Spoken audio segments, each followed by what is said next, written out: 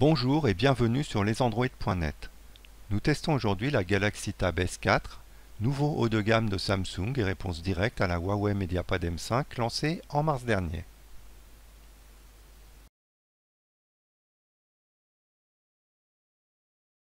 Comme d'habitude chez Samsung, la finition est irréprochable. Les bords arrondis facilitent la prise en main. Selon certaines sources non confirmées par Samsung, le dos serait en verre. On a plutôt l'impression qu'il s'agit de plastique, mais est-ce qu'on a vraiment envie d'avoir une tablette en verre? Le bouton Home externe à l'écran a disparu, or il accueillait le capteur d'empreinte. Il est remplacé par une combinaison entre reconnaissance de visage et capteur d'iris. On éteint, on rallume, on regarde la webcam, la tablette se déverrouille. On recommence. Cela fonctionne assez bien dès lors qu'il y a suffisamment de lumière. Par rapport à la S3, le format d'écran de la S4 augmente, mais les bordures de l'écran plus étroites permettent de conserver un format très compact. L'écran adopte une résolution de 2560 x 1600 pixels, exactement comme la Huawei Mediapad M5, à ceci près que Samsung reste fidèle à la technologie Super AMOLED, synonyme de contraste infini, donc de noir très profond.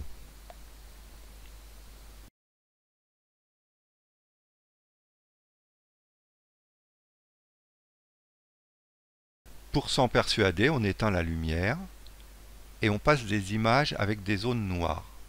Les meilleures zones noires sont les bandes noires placées au-dessus et en dessous d'une photo panoramique. La profondeur du noir est équivalente à l'extérieur de l'écran.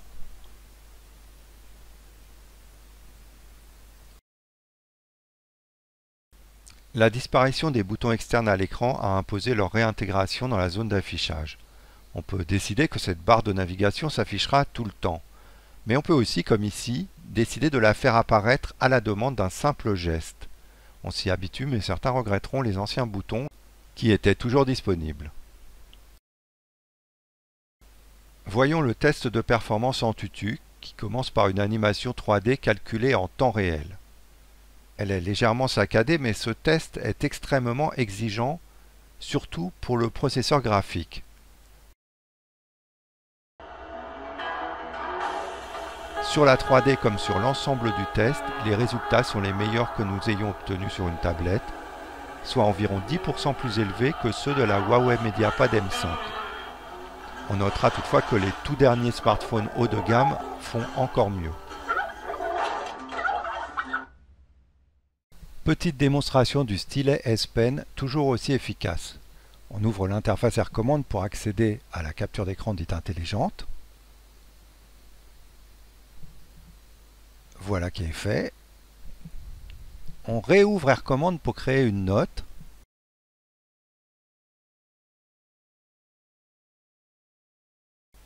Voilà qui est fait. Maintenant, on survole un menu à 1 cm de l'écran. L'effet est exactement le même qu'avec un survol de la souris sur un PC. En l'occurrence, le menu se déroule et les items de menu changent de couleur. Enfin, on teste la détection de la pression avec le logiciel PenUp préinstallé. Plus on appuie fort, plus le trait est épais. Mais laissons la place à une véritable artiste dont la carte s'affiche. Je ne me risquerai pas à essayer de prononcer son nom. Nous l'avons filmé durant une présentation de la Galaxy Tab S4 à laquelle Samsung nous avait conviés.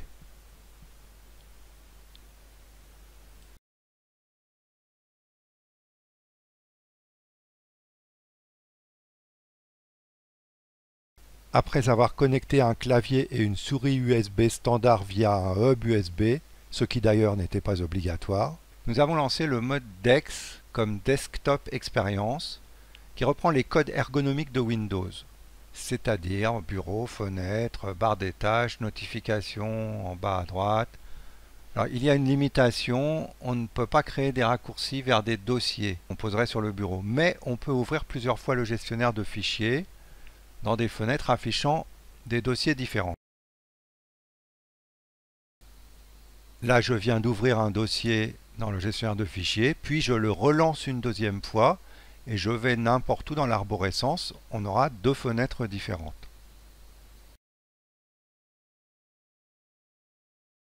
Comme sur Windows, on peut déplacer les icônes comme on veut sur le bureau. Et un peu comme sous Windows, en bas à gauche, on accède aux applications que l'on lance et que l'on dépose ensuite sur le bureau, que l'on retrouvera en bas dans la barre des tâches. Là, j'ai une fenêtre Word qui peut prendre n'importe quelle taille, que je peux mettre aussi en plein écran, que je réduis. J'ouvre et je ferme Excel. Excel et Word sont des versions limitées par rapport à Windows, mais on peut quand même faire pas mal de choses. Et maintenant, j'ouvre le navigateur Chrome.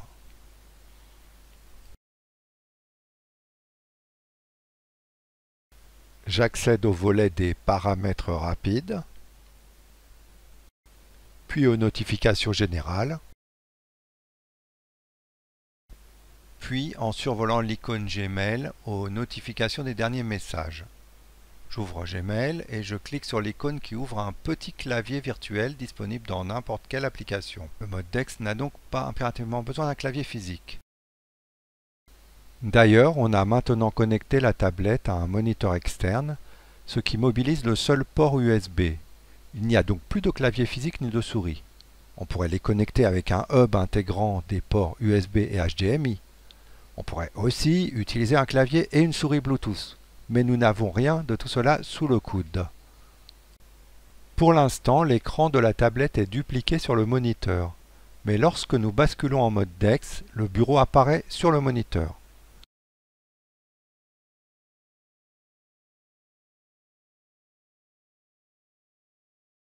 Puis nous transformons la tablette en pavé tactile, ce qui permet de guider le curseur sur le moniteur. On peut ensuite manipuler l'interface comme on le faisait à la souris.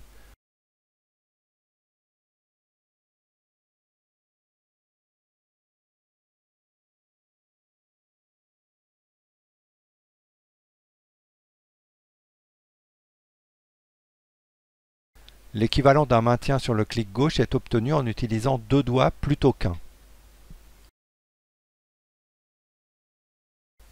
Dès que nous cliquons à l'intérieur d'un texte, la partie inférieure de la tablette se transforme en clavier virtuel, tandis que la partie supérieure continue à se comporter comme un pavé tactile. Et voici la synthèse du test complet que vous pouvez lire sur notre site lesandroid.net.